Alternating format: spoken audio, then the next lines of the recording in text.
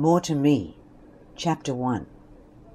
As William moved across the nearly barren land atop his horse, he hoped that he hadn't been found out yet by his mother back at home. After all, he had snuck out in the dead of night to go find his father, who was escorting an extremely dangerous criminal to prison. No doubt she wasn't going to be happy when she found out he was gone. She'd obviously find out eventually, but the later she did, the further away from the house he could get. He was about to find a place to settle down from the night, since he was admittedly exhausted, when he spotted another person on their horse as well. When he got closer to the rider, he was quite surprised to discover that it was a girl. "Hi," she said to him with a small smile on her face when she realized she was no longer alone. "What are you doing out here so late at night?" What are you doing out here? I asked you first. Fine. I'm trying to find my pa. The girl looked a little confused. He been lost for long? No, it's not like that.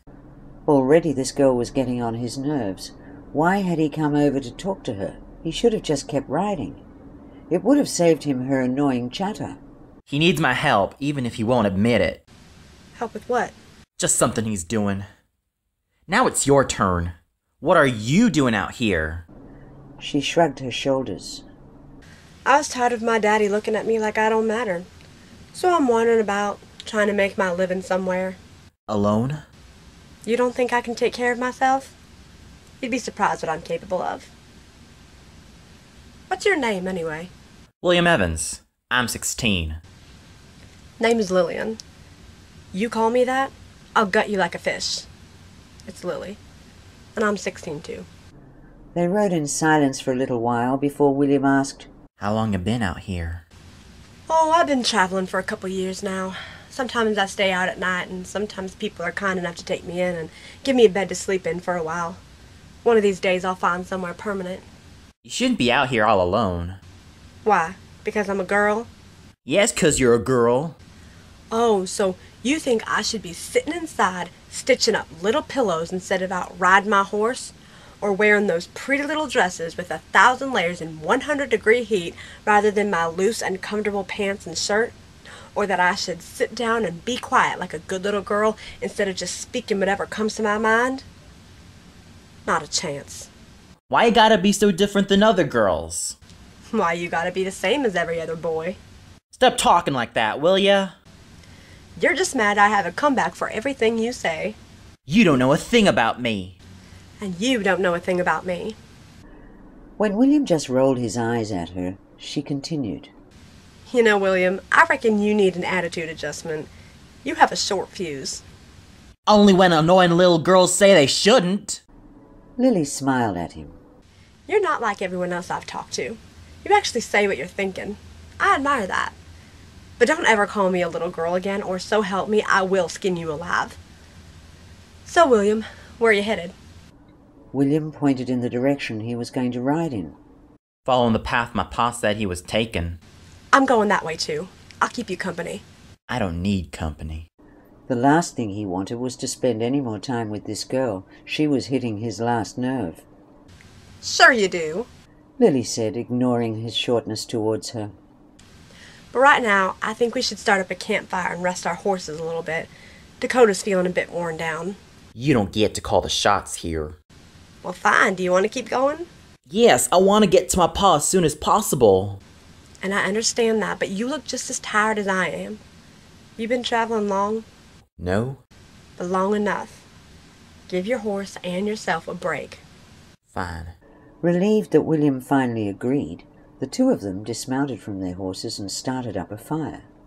Lily plopped herself down next to William, and she almost burst out laughing when she saw him scoot away from her a little. So, what does your daddy need help with? You were kind of vague back there.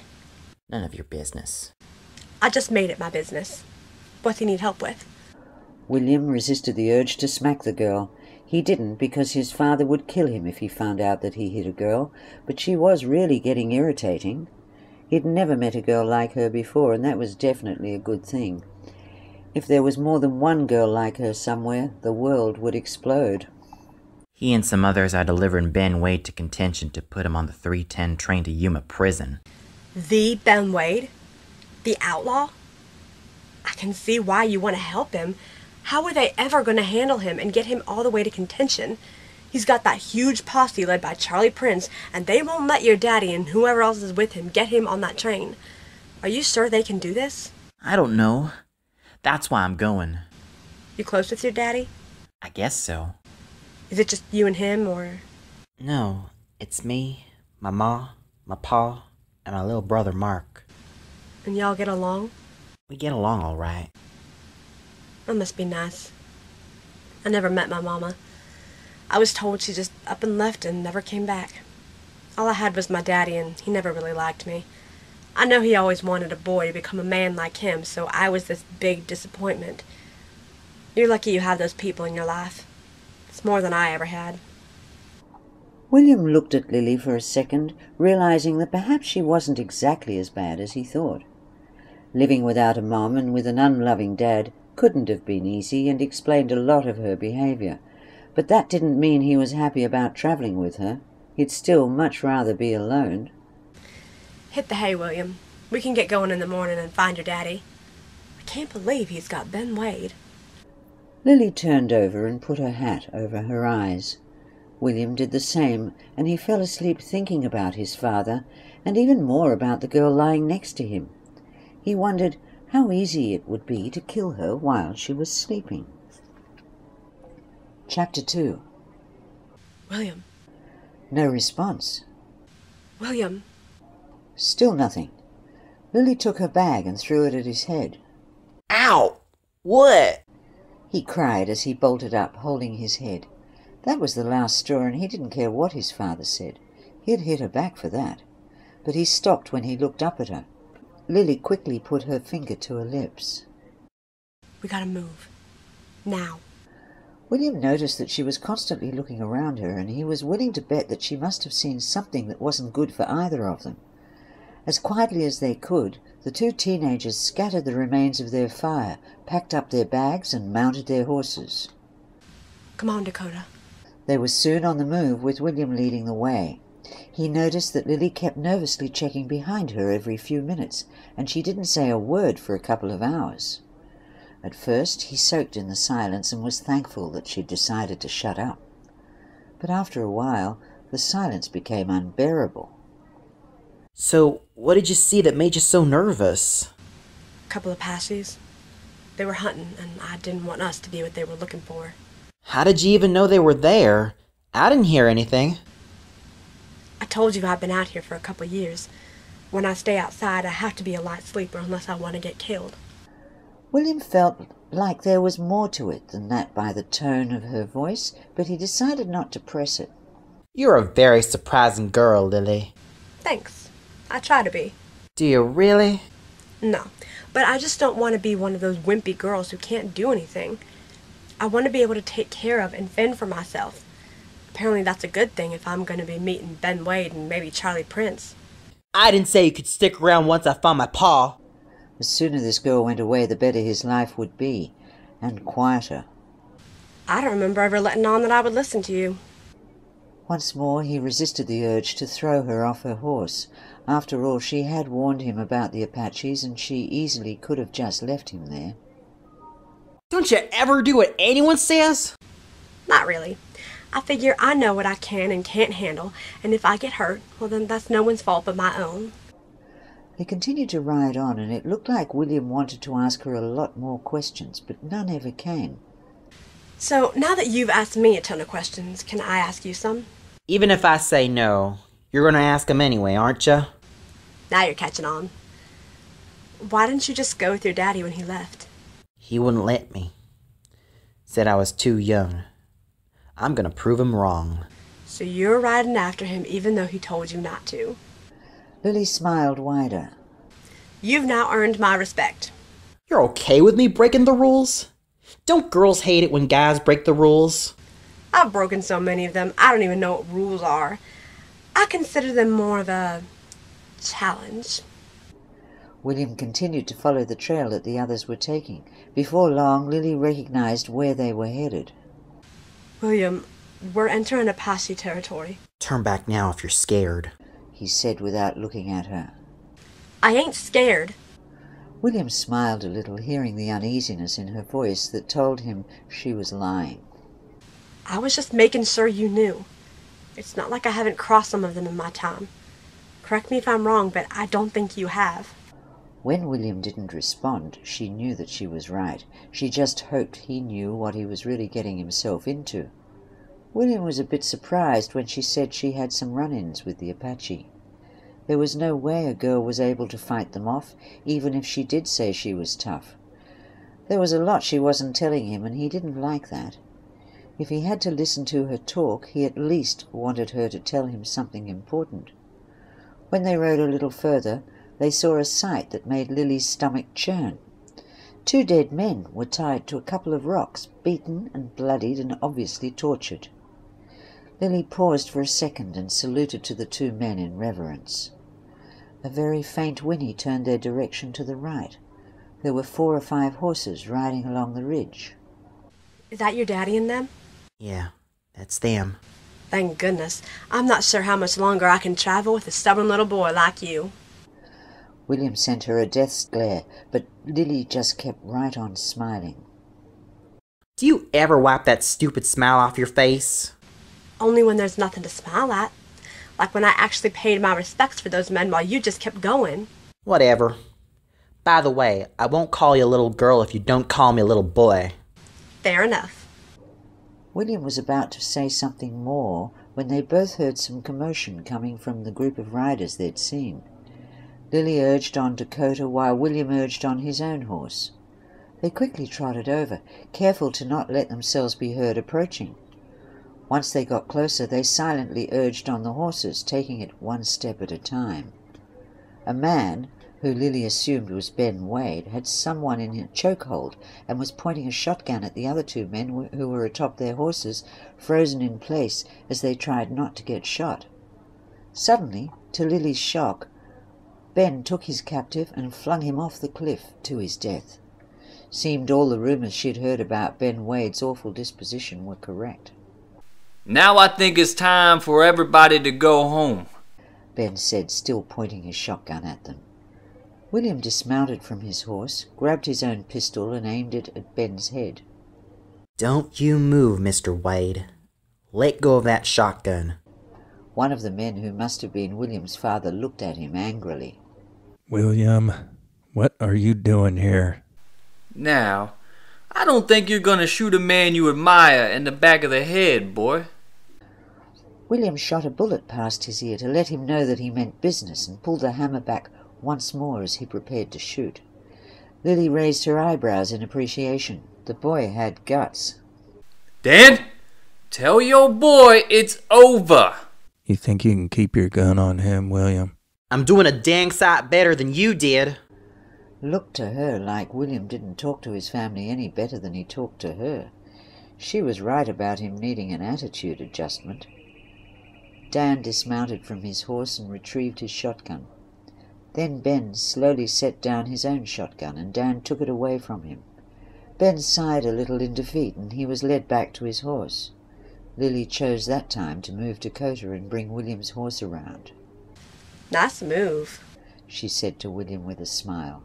Who's this? It's Lilly. Lilly smiled, pleased he'd gotten her name right. Met her wandering around when I was coming here. Dan looked at Lilly. I think it's best you went home now, miss. Please don't call me miss. Don't worry, I won't be any trouble. But y'all could use a pair of extra eyes. Trust me, I'm familiar with Ben Wade and his crew. Y'all need all the help you can get. One of the men with a weird moustache and a stupid hat looked at her condescendingly. What kind of help could you be, little lady? You've had dozens of men try to stop him, and they haven't succeeded. Lilly dismounted from Dakota and looked at the man. Oh, so you think that because I'm a girl, I can't be of any help? I can't do any damage to someone else? Lilly nodded a little as if thinking about what he was saying. Then she motioned him over with her index finger. He walked over to her after dismounting with a snide smile on his face. Without warning, Lilly swung her foot up and kicked him as hard as she could in the worst place for a man to be kicked. His eyes bulged as his face turned red and he fell to the ground in pain. Anyone else? Lilly demanded from the remaining men. They all looked at her incredulously, but none dared speak up. Look, I'm not saying that I want to take over. I just want to help. I have my own gun and my own knife, so I'm not completely helpless. And I've gotten into some scrapes with some Apaches before, so I know how to fight them. I won't be a hindrance to you, I swear. Oh, I like her. You're mighty fine. Don't talk to me.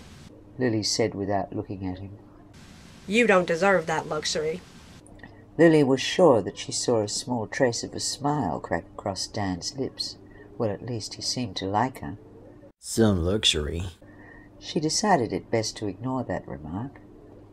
Now, shall we continue to waste time arguing about me, or shall we get this lousy lowlife to Contention?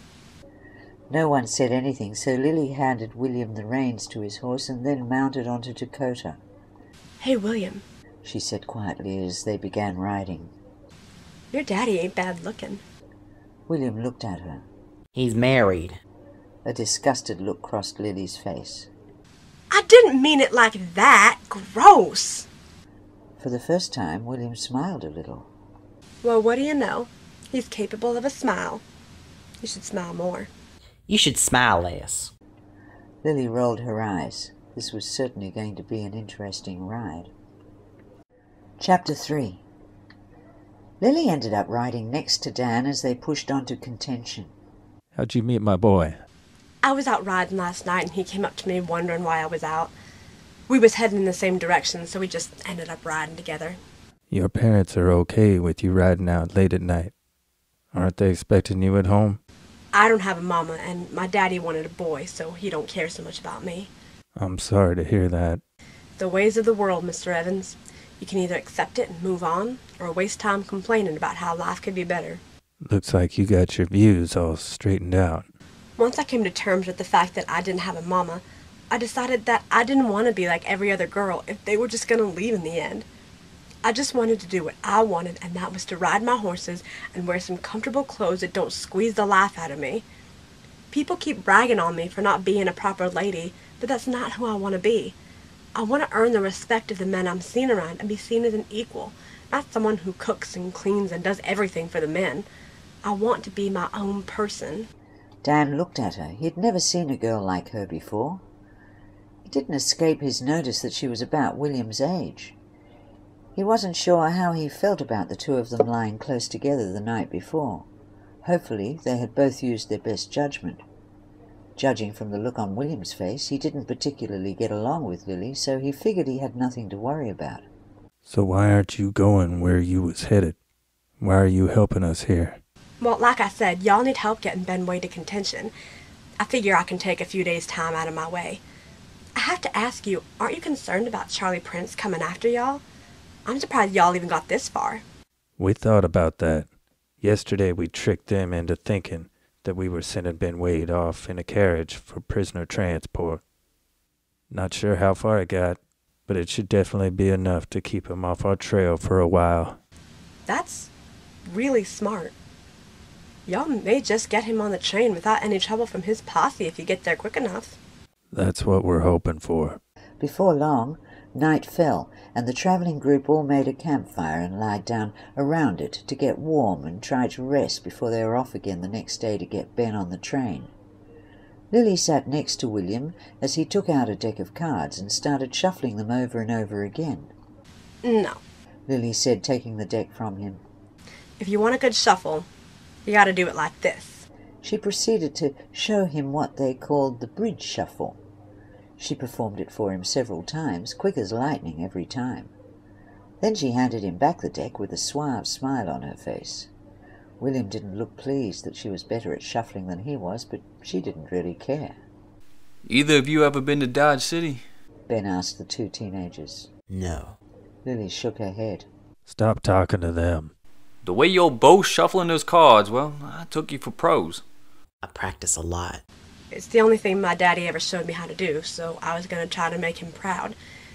Before I realized there wasn't nothing I could do to make him proud, short of becoming a boy. Everyone looked at her. They were all slowly seeing just why she was such a tomboy and acted so tough. She just wanted that approval from her father. You look mighty familiar. Ben said to Lilly. We ever met before? I think I'd remember meeting Ben Wade. It's the eyes and the hair. I know I've seen that somewhere. Well, you haven't seen me before. I can promise you that, lucky for me. There was a bit of silence before William asked Ben. You ever been to Dodge? Yes, indeed. Meanest, most beautiful, dirty city there ever was. Saloon was just overflowing with cattle drivers and road agents, prospectors, gunslingers, gamblers, and women. Women who'll do things that you'll never forget. They'll give you a disease you'll never forget. Doc Potter interjected. Not sure if I'm supposed to be offended by that or not. Sorry. Money in your pocket in Dodge City. Ben continued, looking over at William. You can have everything a man ever wished for. Everything a man comes to need. I got there on my own as a boy, not much bigger than you. And how many men you killed since then, Wade? How many families you destroyed?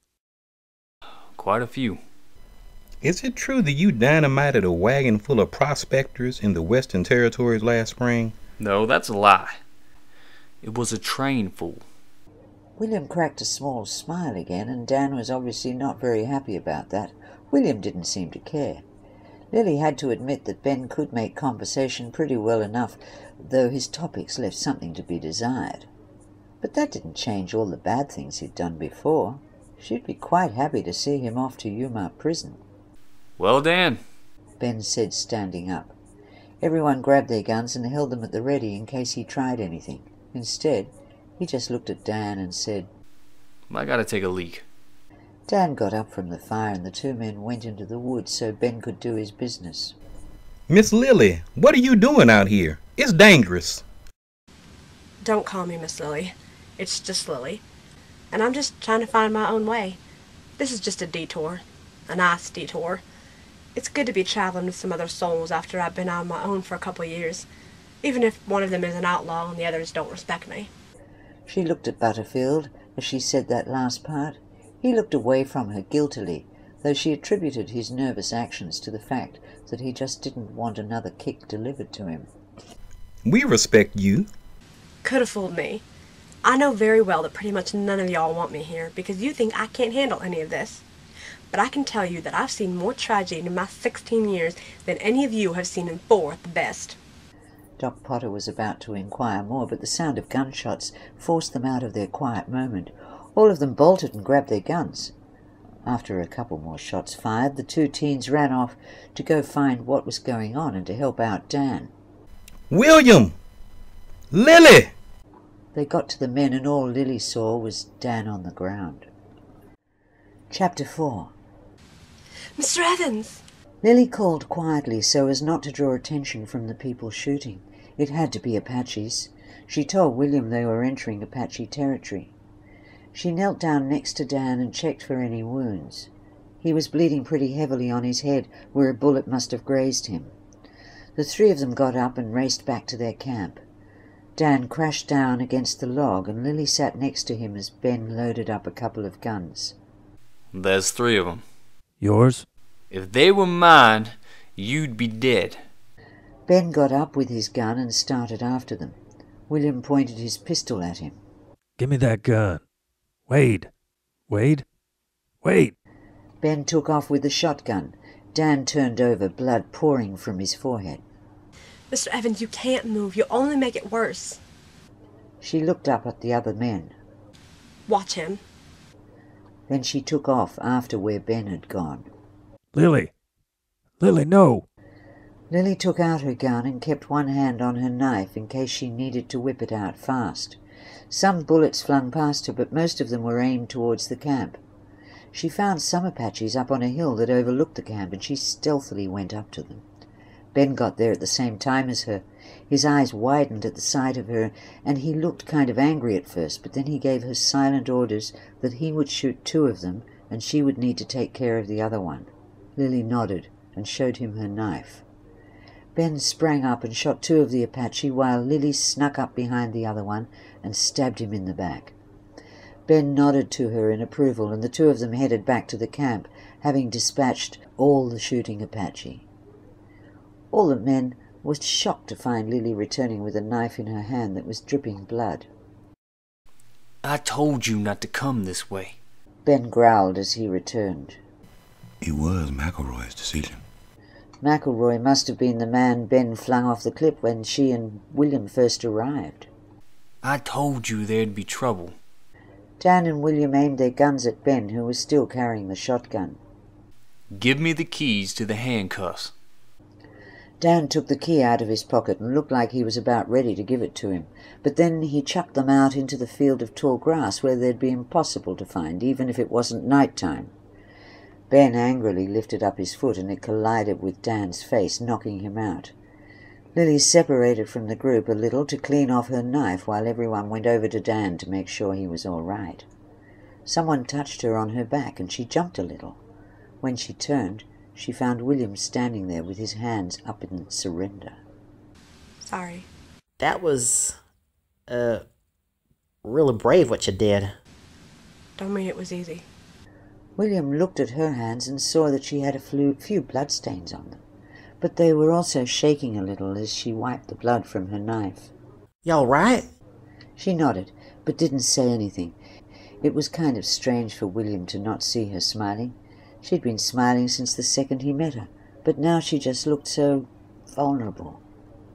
I'm guessing that wasn't your first time doing something like that. She just shook her head and still said nothing. William put his hand on hers to get them to stop shaking. Lilly looked up at him, and it would be lying to say that she didn't feel some kind of connection in that moment. Her brow furrowed a little. Where's Ben?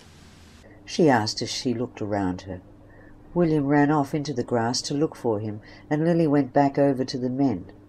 Butterfield was sitting to the side, and Doc Potter was looking over Dan. Lilly tore off a small piece of her shirt and put it to the wound on Dan's head to stop the bleeding and clean it up a little. A massive bump was forming on his cheek where Ben had kicked him, but that would need something cold to get the swelling down, and she didn't have that. After a few minutes, Dan finally blinked his eyes open and looked around. Take it easy. Lilly said softly, still pressing the cloth to his head. You're pretty banged up. Where is he? He's gone. William came back through the grass looking really upset. He took the horses with him. I found this in the grass. He was holding the shotgun Ben had been carrying. Wait a second. He took off with Dakota? William nodded at her. I am going to kill him. William and Lilly helped Dan get up off the ground. She tossed the bloody rag she'd used into the campfire. What's the quickest way out of the pass? He'll be looking for help getting his cuffs off. We're going after him. Well, there ain't no reward for getting him halfway to that train, is there? The five of them put out the fire and started off to go find Ben Wade. Lilly ended up between Dan and William, while Doc Potter and Butterfield lagged a little behind them. You know, Dan said to Lilly, I think you've now earned the respect of all of us. Showed you got guts, the way you went after those Apaches. Yeah. You said earlier that you'd gotten into some scrapes with Apache before. What did you mean by that? Lilly was silent for a little bit, and the two of them wondered if she was going to answer. Finally, she explained, I've been traveling for over 2 years now. Some time ago, I don't remember exactly when, I got into some trouble. Some Apaches captured me back when I was inexperienced and didn't know how to take care of myself. I was their prisoner for months on end, or at least that's how long it felt. They did horrible things to me during that time. She took a deep breath and lifted up her shirt sleeve to reveal several pale lines sprinkled all across her skin that couldn't have come from anything but a knife. There's more than that on my arms, legs, my back, and my stomach. She continued as she put her sleeve back down. And they did more to me that I don't really want to talk about. So finally, after I couldn't take it anymore, I stole one of their knives and killed the one holding me captive. Then I took a rifle and I shot maybe 5 of them and stabbed 7 more. Then I freed Dakota and I took off as fast as I could before they came after me. I can still remember the euphoria I felt as Dakota and I galloped away.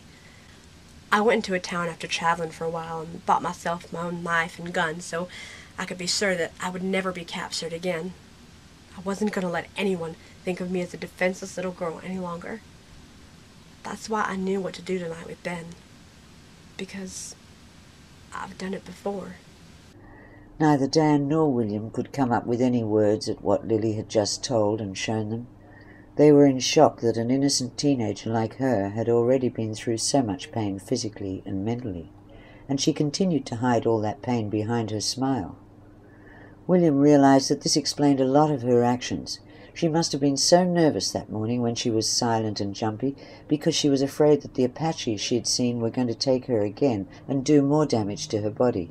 And she must have been shaking because all the memories from that time came back to her as she killed the man and cleaned off the knife. And he'd been right about her being scared as they entered Apache territory right before they found Dan and the others. She must have been terrified about the risk of being captured again.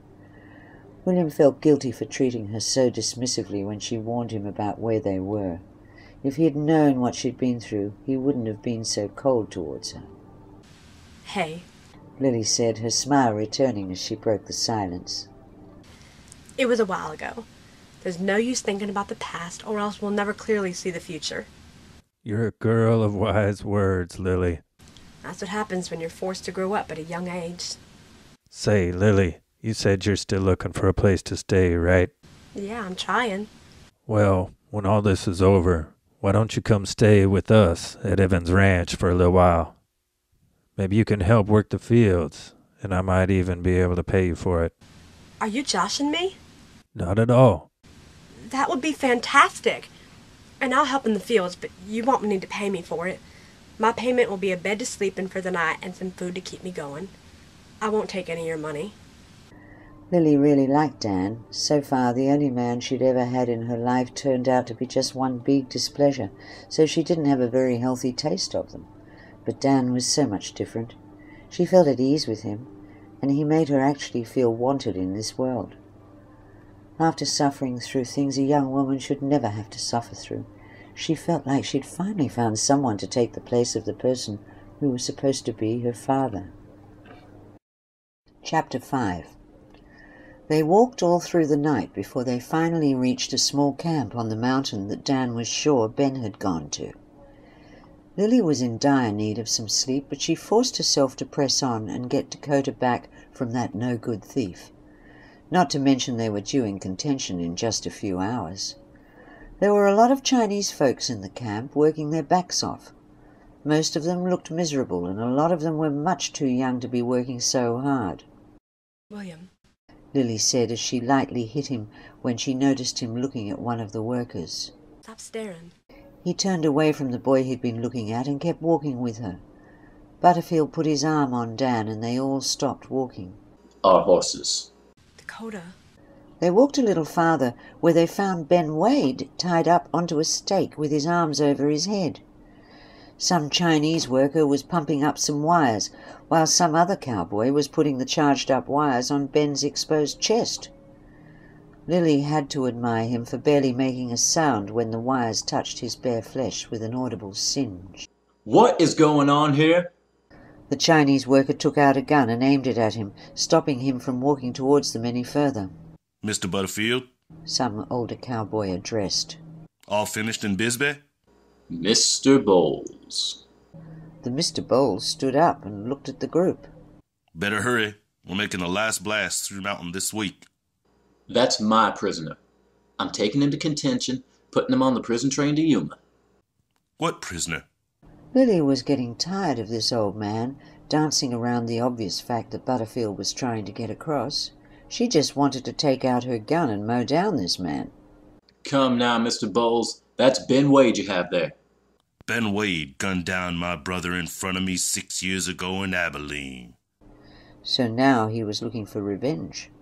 Couldn't he just get his revenge by letting them put him on the train to Yuma? When people sought out revenge in their own ways, Lilly knew it didn't usually end well. Your brother was a lying, bilking card shop. Lilly couldn't help but roll her eyes. If there was ever a time for him not to talk, it was now. But that didn't matter to him. That is, if he's a deadbeat I remember. Could. Of course, been some other deadbeat I killed and forgot about. Bowles nodded to the other cowboy, and he put the wires on Ben's chest again and left them on a lot longer than all the other times before. The Chinese worker continued to aim his gun at them while he kept pumping the electricity on the wires. Lilly winced a little as Ben shook and let out a small cry of pain. She put a hand on William's arm, and to her surprise, he didn't push her away. You can't do that. That's immoral. Morals ain't got nothing to do with it, the young cowboy answered with a smirk. Dan stepped forward a little. I was expecting to collect a $200 reward for that man. I'm delivering him to Contention. I need that money. Need it bad enough to die. Now Lilly wanted to shoot down both of these arrogant cowboys. The younger one looked over at her and winked as he clicked his tongue. William lightly pushed her behind him a little, and Dan stepped in front of both of them. While she normally would have pushed them aside and told them that she could take care of herself, it felt really nice for a couple of guys to be defending her. She'd never had that before. Don't look at her. Now, at least let us take our horses. Bowles looked at Dan hardly.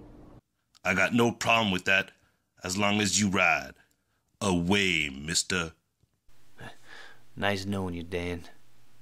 Dan turned to leave when Doc Potter suddenly rammed the Chinese worker right in the head with a shovel. Dan took that opportunity to whack Bowles and another man in the face with his shotgun, and Ben lifted up his feet and rammed the younger cowboy in the face. Ben lifted himself up and got unhooked from the pole he'd been forced on. Everything happened so fast after that Lilly couldn't begin to explain what actually went on. People started shooting at them, so Lilly took out her gun and shot back. William had gotten up on his horse, and Butterfield was getting the rest of them that Ben had stolen. Dan took Lilly's arm, and both of them went to the horses. Dan seemed to be pretty protective of her. She had to say that she liked the idea of someone looking out for her. Dakota! She called when she saw her beloved horse. Good girl.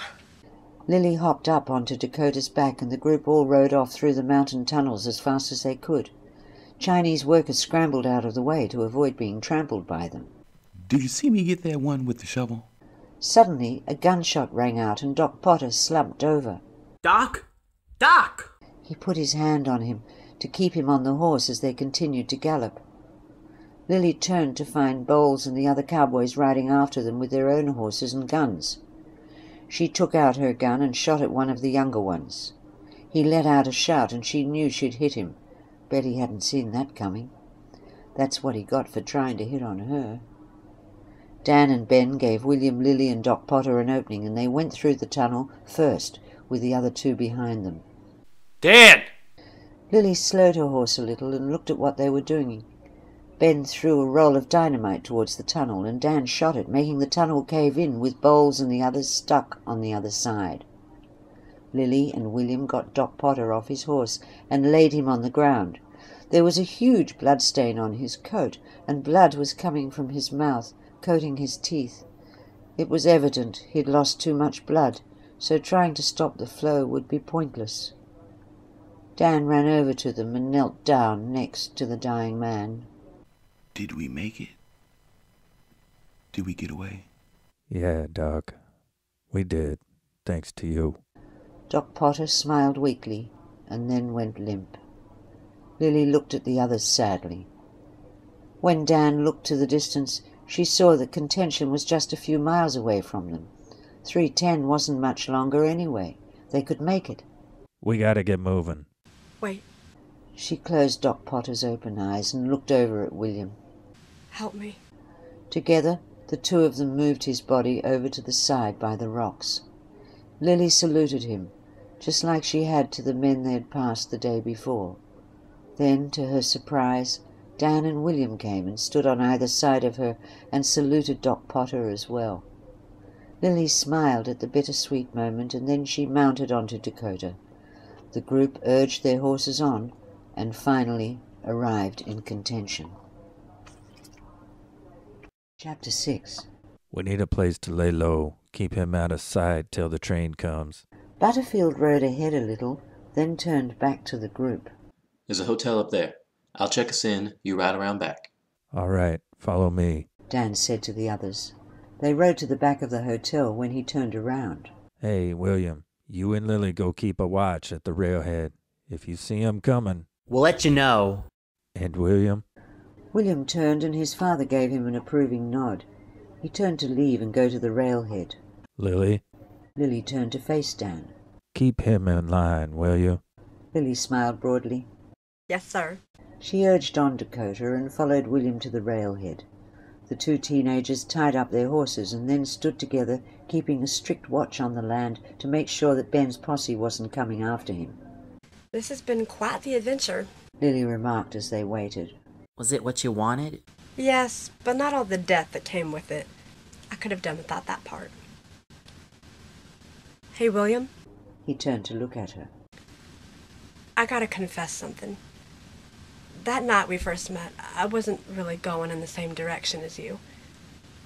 I just said I was because I was just tired of traveling alone. I got nowhere to go. Nowhere at all. So when you told me what you was doing, I had to come along just so I had something to do. I wanted real adventure. One that would prove I wasn't just some girl to shove in the corner. And you were different than the rest. They all go out of their way to treat me nicer and then tell me how to live my life. You were stubborn and rude, and I loved it. You treated me like any other person. That means a lot. And I maybe sort of thought that you were kind of cute. William looked over at her. His warm, crystal blue eyes for once made her go weak at the knees, and she suddenly had an overwhelming urge to kiss him. He seemed to have the same idea, because she saw his eyes gaze longingly at her lips, and he slowly began inching his head towards hers. Suddenly, a faint noise in the distance forced Lilly, much to her dismay, to break apart from him. William? He turned around and saw a group of horses galloping straight for the tiny town of Contention at breakneck speed. It didn't take a genius to figure out who was on those horses. The two of them raced back to the hotel room. William quickly knocked on the door. Paul! Dan opened it and looked at them. They're coming! Dan roughly pulled the two of them into the room and shut the door. Lilly saw that several more men were in the room, including the town marshal. They're coming this way, we see 'em! Where? About a mile out, same way we came. How many are there? The marshal asked. 7, 8. Which is it, boy? 7 or 8? Butterfield and Dan looked out the window. Butterfield looked back at them. 7. The marshal and his men went downstairs to get everyone out of the building and guard it so Ben's posse couldn't break in. Dan, William and Lilly all went to the window and looked down at the people who were trying to steal their prisoner from them. Lilly couldn't believe that she was looking down on none other than Charlie Prince. Some people considered him just as ruthless as Ben Wade, if not more so. There sure are a lot of them. One of the marshal's deputies said as he came back into the room and looked out the window. I didn't figure it'd be in the whole gang. The other said. The horses they're riding look about ready to die from exhaustion. They must have been galloping straight through the night. They all have to be worn out. Boss! Charlie called up. Boss! Boss, you in there? Dan's eyes widened and he pushed William and Lilly away from the window. Lily's heart began beating wildly, and she unconsciously grabbed onto William again. This time, he actually touched her hand in a comforting manner. What do you want me to tell him? You tell him you'll write him a letter every day from Yuma. Lilly admired how he wasn't backing down from this. Ben laughed and stood up from the bed and went over to the window. You be careful, Wade. He and William readied their shotguns while Lilly kept one hand on her own gun. Charlie? Boys? Ben acknowledged as he poked his head out the window. Hey, boss. Charlie, why don't you take these boys down to the saloon and buy them a drink? You okay? Oh, I'm fine. I'm just sitting up here with my 4 new friends. Hey, Dan said from the side. that's enough. Charlie tossed Ben's hat up to him. Thank you, Charlie. Boys? Ben came back into the room with his usual hat on and then walked around and collapsed back onto the bed. Listen up! Listen up! That's Ben Wade they have up there. Ben Wade. A crowd started to form around him. This wasn't going to be good. Now the railroad intends to put him on the 310 to Yuma and hang him. What's he doing? One of the deputies asked. We will give you $200 cash to any man who shoots any one of his captors. Lily's breath hitched in her throat, and she clung onto William even tighter. In response, she felt his hand grab hers just a little more. How much? Someone called. $200 cash guaranteed. $200 cash guaranteed. Dan looked around the room at all the men. Then he looked over at William and Lilly. His heart went out to the girl when he saw the terrified look on her face. She had already been through so much fear and pain in her short life. People began gathering around Charlie, saying they would join him. Then she heard, "Well, you gotta shoot him first." They were dead. They were absolutely dead. People in this desperate town would kill for $200, and that was exactly what they were going to do. Lilly heard the sounds of multiple guns cocking and footsteps running to the hotel. Chapter 7. There's got to be 30 or 40 more guns out there. One of the deputies said as he looked out the window. Oh, enough of this. The marshal muttered as he headed to the door. Now, just a minute, Marshal. Butterfield said as he stepped in front of him. Look. If it's a fair fight, well, sure. I'd stay for that. A fair fight, that's a man's duty. But there's only 5 of us. He turned to look at Dan. I'm sorry, mister, but I'm not gonna die here today. He turned back to Butterfield. And neither are my men. Then he went out the door and left them there in that little room. Marshal, you forgot this. He tossed his little star-shaped badge back to him. The marshal caught it, stood there for a second, and then left once again. Marshal! Butterfield called, slamming the door behind him as he went after the man. Ben got up from the bed and headed to the bathroom sink. Now you see, Dan, generally, pretty much everybody wants to live. That means Butterfield, too. He's gonna walk out on you. And he's gonna come back up here, and he's gonna walk out on you. Now what you gotta do is figure out why you, your boy, and this pretty little girl are gonna die. Because, what, Butterfield's railroad has lost some money? Multiple gunshots rang out outside from Charlie and the rest of Ben's men. They looked out the window and saw the marshal and all of his men gunned down dead in front of the hotel. A pointless surrender. That all of them, boss? Charlie called up to Ben. Almost. He looked over at Dan. Your move, General. What do you expect him to say? I expect him to say something that makes sense. Something that might just save the 3 of you. Dan leaned against the wall. Take a look, Dan. He didn't move a muscle. What's the matter? You don't want to see? I'll see him soon enough. And what about you, kids? You want to look? You both stay away from the window. Go on. Take a look. William and Lilly inched forward enough to see the men standing guard on their horses. Animals, all of them. They're gonna kill you and your father and your lady friend, William. Dan pushed the 2 of them back away from the window and from Ben. They're gonna laugh while they do it. I think you know that. Call him off. And why should I? Because you're not all bad. Yes, I am. You saved us from those Indians. I saved myself. You got Lilly to help you kill them. She shouldn't have interfered. I could have handled them just fine. You helped us through the tunnels. You helped us get away. If I had a gun in them tunnels, I would have used it on you. I don't believe you. Kid, I wouldn't have lasted 5 minutes leading an outfit like that if I wasn't as rotten as a rattlesnake. Lilly looked over at Dan. His son really had a way with words. She had no idea he could talk down this criminal in the way he was doing at that moment. She slowly walked over to the bed where he had sat down once more. Why did you let me help you with those Indians? You gave me directions on which one to take down. I don't want you messing everything up and getting me killed. She looked at him pointedly. Have you thought of who I reminded you of yet? No, and in a moment, I won't care about that no more. There was a knock on the door. Dan went to answer it, and there stood Butterfield. Dan? He came into the room and grabbed his bags. I can't do it, Dan.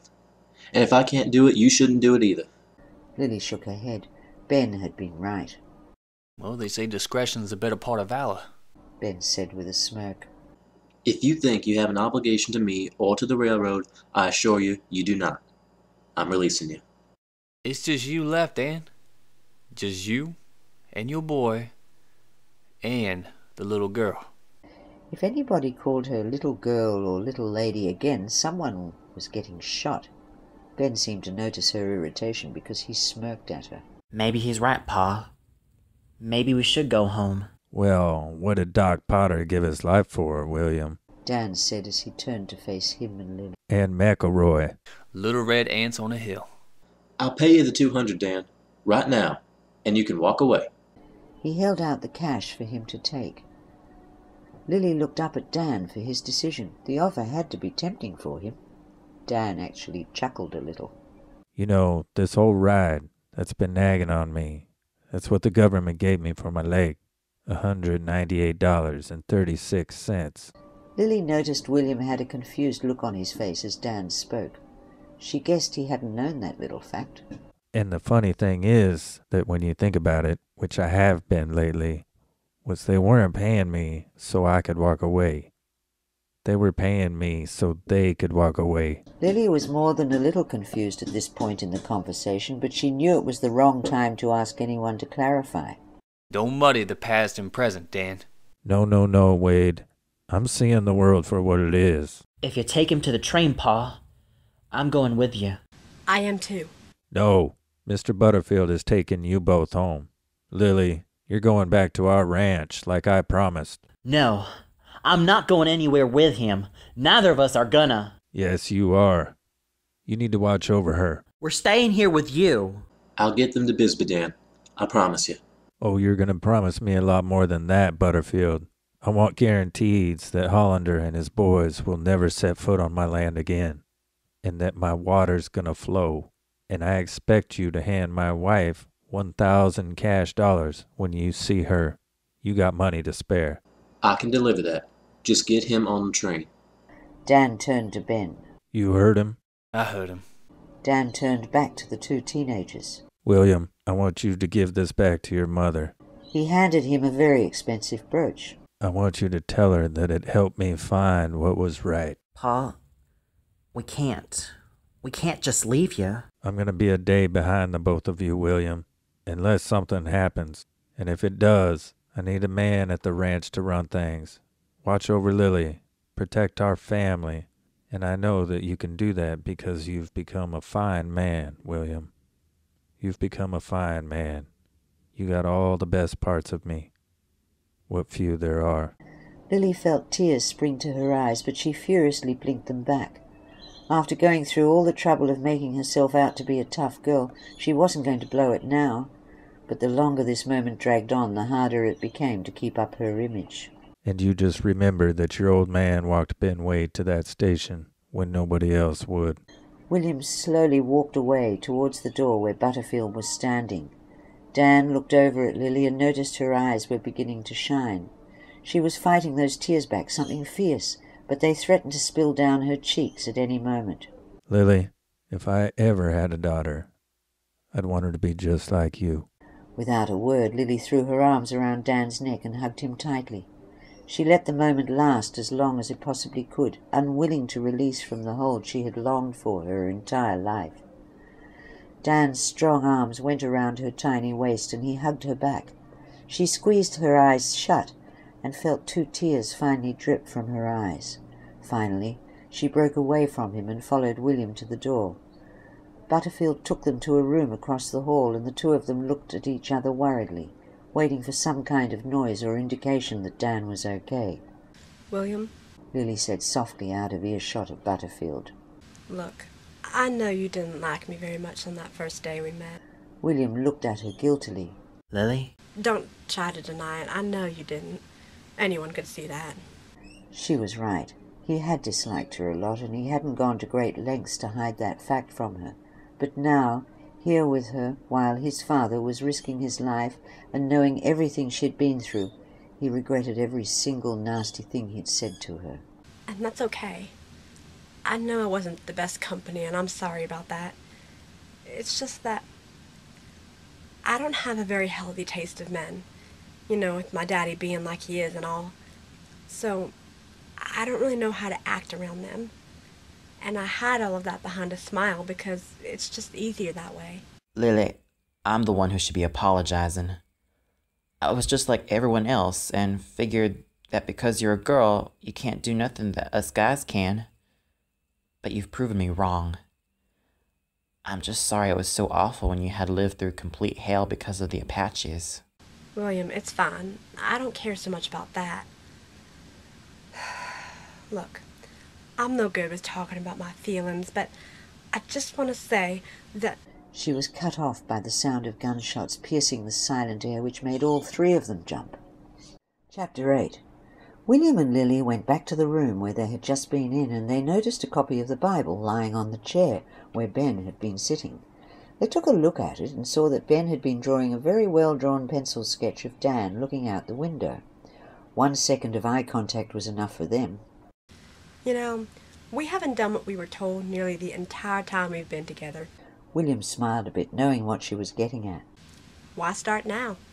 They both took out their guns and left the room. William rammed Butterfield and Lily aimed her gun at him, daring him to stop them. The two of them raced down the stairs and went out the back of the hotel. You got a plan? No, but I'll think of something. All right, I'm gonna help your daddy. Maybe I can buy him some time by blocking a bullet or something. No, that's too dangerous. It's a chance to finally prove I've got what it takes. Make people see that I'm more than just a girl. William knew there was no changing her mind, so he slowly walked forward. Ready? William, just in case. And that's when Lily took William's head in her hands and pressed her lips to his in a forceful yet passionate kiss. It would have been a lot better if the situation hadn't been so dire. They parted and awkwardly smiled at each other for a second. Then they quickly left to go to their respective places when they remembered the situation they were in. Lily watched Dan and Ben collapse into a stockroom after Dan shot several people trying to kill him. Keeping an eye out and whipping out her gun, she raced to the stockroom herself as fast as she could. Shots fired at her, but she was able to dodge them all and shoot back at her attackers. She managed to hit a couple of them, which helped draw them off Ben and Dan. When she caught up with the men in the stockroom, Dan aimed his gun at her instinctively. She quickly raised her hands up, and he was not at all pleased by who he saw. What are you doing here? If you really thought I was gonna listen to what you said, you ain't been paying attention. I'm gonna help you if it kills me. Dan saw no point in arguing further, as that would just waste time when going up against a stubborn girl like her, so he took Ben by the arm. We're getting you on that train, Wade. Your son went back. Ben growled as he flipped Dan onto the ground. Lily quickly ran next to him. The boy's gone, hero. The lady might be here, but he ain't watching no more. You still got that one good leg? Why don't you use it to go on home? Lily looked up at Ben angrily. Why couldn't he just make this easy on them? Charlie! Ben called as he walked to the door. Charlie Prince, hold your old fire. I'm walking out. Dan sprang up and grabbed Ben and flung him onto the ground. Unfortunately, Ben was able to get on top of Dan and began to choke him by pressing the chain on his handcuffs against Dan's throat. Please stop. He's the closest thing I've ever had to a father. Well, that's just too bad, ain't it? Ben said with a strained voice as he continued to choke Dan. Lily aimed her gun at him, but he didn't seem to care about that. I ain't never been no hero, Wade. Lily lowered her gun as she listened to what he was saying. The only battle I seen, we was in retreat. My foot got shot off by one of my own men. You try telling that story to your boy. See how he looks at you then. Ben looked down at him, and after what seemed like forever, he finally removed the chain from his neck. Dan took heaving breaths, and Lily bolted over to him. Okay, Dan. Mr. Evans, you'll be all right. Ben's head whipped over to Lily.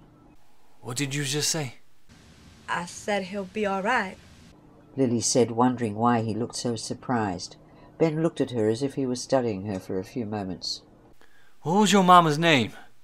Annabella. Lily answered, still confused as to why he was asking her such strange questions. I know why I recognize you. I knew your mama.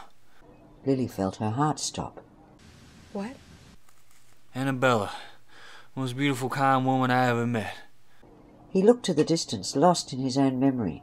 Lily's whole world came crashing down around her in a matter of seconds. You knew my mama? More than that, I loved her. I had never loved a woman more in my entire life. It must have been 15 years ago now. I found her in this little town. She was there taking a break from her life at home because her husband wasn't being good to her. She kept talking and on about her beautiful baby daughter back home. A tear dripped down Lily's cheek. All thoughts about her mother had been wrong. She planned to run away with me and her daughter, start over. She made me want to raise a family with her, settle down, forget about the past. We was all ready to do that too. Some people came looking for me. She got hit by a stray bullet. I held her in my arms as she died. And that's why she never came home. A couple more tears found their way to Lily's face. All this time she thought her mother left her with her unloving father for no reason, but now she found out that wasn't the case at all. All the horrible things she'd thought about her mother came back to her. She'd never felt so guilty before. I still remember the last thing she said to me. She looked me in the eye and said, "Ben Wade, you'll be all right."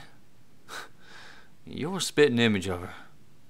Lily, she loved you more than anything. Don't you forget that. She nodded and wiped the tears from her face. Now, having a new understanding of one another, the three of them bolted up and took off across the roofs of the buildings, hopping from one to another. Boss, drop! They made it to the end of the roof. Can you make this? Yeah. He took hold of Lily's hand and the three of them jumped over to the next roof, slid down on it and crashed to the ground. Come on! Ben urged, helping the both of them up. Come on! They all ran as fast as they could, dodging Charlie and the rest of the men as much as they could. Dan and Lily threw shots back towards them to stall them and keep them as far away as possible. The three of them made it to the train station and were almost inside when a shot hit Dan and he fell to the ground. Mr. Evans! She and Ben quickly dragged him into the station before anyone shot him again. Ben dragged a huge desk in front of the window to block out the shots. The three of them sat on the ground, pounding heavily from the long sprint. Dan was bleeding from several different wounds, and all of them were worn out. Lily looked at Dan's foot, and she gave him a tiny smile when she saw that he'd been shot on his bad leg. Lucky him. What time is it? Dan asked the clerk who was cowering behind his desk. About 3:10. The clerk answered, looking at his watch. Where's the 310 to Yuma? Running late, I suppose. How late? Beats me. It gets here when it gets here. Those dang trains. Never can really rely on them, huh? Dan tried to load up his shotgun again as Lily took another piece of her shirt off and wiped away the blood on his face for him. You know, I ain't stubborn. Ben looked at him with a face that made Lily just want to laugh. Excuse me? You said I was stubborn for keeping my family on a dying ranch. Ben just continued to stare at him, waiting for him to continue. It's my son, Mark, the young one. He got tuberculosis when he was 2. Doctors said he'd die if he didn't have a dry climate. Why are you telling me this? I don't know. I guess I just wanted you to know that I ain't stubborn is all. Ben smiled at him, and after a second, Dan and Lily smiled back. The three of them just sat there, waiting for the train and smiling at one another.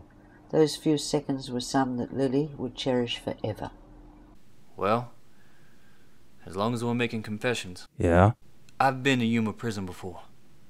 Twice. Escaped twice, too. Well, do us all a favor and stay there this time. Once again, the three of them chuckled lightly. Lily, I've seen those scars in your arms. Don't feel like you have to hide them. Those are your battle scars, and it will get you the respect you deserve. Lily smiled a little bit at his surprisingly kind words. A train whistle sounded, and there it was, the 310 to Yuma. They were so close. If Dan could just get Ben on there, he'd be safe. Ben put on his hat, and the three of them cautiously went over to the door. First car. The clerk told Dan. Sliding door. Several gunshots hit the door and almost hit Dan. Suddenly, the cattle escaped from the pen and began trampling Charlie Prince. Lilly looked up and saw William blasting his pistol into the air, urging all of the cattle out of the pen. That's your boy. Dan looked at her with a smile on his face. That's my son. He turned to Ben. Now. Lilly stayed back as the two men raced from the station to the first car on the train, with Dan shooting at as many people as he could on the way. Dan tapped on the sliding door, and Ben climbed up into the car and into the cell in the train for the prisoners. He did it. Lilly whispered to herself. We got him on the train. Her smile faded as she saw Charlie walking up behind Dan with his gun raised. Dan! No! Then a horrible gunshot rang out. Lilly watched in horror as Charlie Prince aimed his gun at Dan and fired a bullet into his back. No! Charlie shot 3 more bullets into his chest and Dan sank to the ground, his blood tainting the yellow car. Ben climbed out of the train car and looked down at Dan. Lilly watched as several people tossed Ben's old gun to Charlie, who then tossed it to Ben. Ben made eye contact with Lilly and motioned with his head for her to come over. Her wide eyes questioned his motives, but when he gave her another calm look, she thought about the kind words he'd spoken to her in the past few minutes and slowly walked out of the train station towards him. Do not shoot her! Lilly walked to Ben as the eyes of his posse all bored through her. Her heart was pounding loudly and she feared for her life, not knowing exactly what Ben wanted. When she got to him, he handed her his gun without a word. She looked at him and he gave her a small nod. Her hand tightened around the gun so much it started to tingle from lack of proper blood flow. First she shot all the other men standing around them, and then she shot Charlie Prince a total of 6 times in the chest, 1 for each time he shot Dan, 2 more for the $200 that he was offering for someone to kill them all. If the fact that she had just killed Charlie Prince with Ben Wade's gun no less didn't make men respect her, she didn't know what would. She stared at all the dead bodies she'd shot down. Ben gently took his gun away from her, and that's when she quickly went over to Dan's body with multiple tears spilling from her eyes. His eyes were still open, and he was hanging to his life by a small thread. William ran over next to her and looked at his dying father. You done it, Pa. You done it. You got him on the train. You're a hero, and you always will be. Especially to us. Dan smiled weakly. William got up and furiously pointed his gun at Ben. Lilly watched as Ben just stood there waiting for the shot to be fired. William, don't. The shot never came. William lowered his gun and went back to Dan. Pa. William said softly as he looked at the body of his dying father. Mr. Evans, thanks for being a daddy more to me in 2 days than my own ever was in 16 years. Ben took his gun and to everyone's shock boarded the train. The train began moving and soon his horse began to gallop next to it. William and Lilly sat next to Dan, watching the life slowly leave his eyes. They each took one limp hand and held it tightly. William, I want you to listen to me. Your daddy is a good man. The best I've ever met. Don't you listen to what anyone else says because he is a good man. She's right, Pa. Dan weakly took the 2 hands that were holding his and placed them together. William and Lilly looked at each other. Then Dan's eyes closed and he was finally put out of his pain. More tears slid down Lily's cheeks and some even rained down William's. He always respected you. He didn't care that you were a girl. He respected you. I'm going to do what he wanted, and I'm going to take you back to our ranch. You'll finally get that permanent place you've been hoping for. That's all he wanted for you. Lilly tearfully removed the hat from Dan's head. Then she took off William's hat and replaced it with Dan's. You look just like him. She smiled through her tears. The 2 of them saluted Dan, then they shared a very tight and tearful hug. Dan had done it, but he'd done more than just gotten Ben Wade on the train to Yuma when everyone else had backed out. He had allowed Lilly to feel what it was like to have a father who loved her, and that was all she ever really wanted. End of story.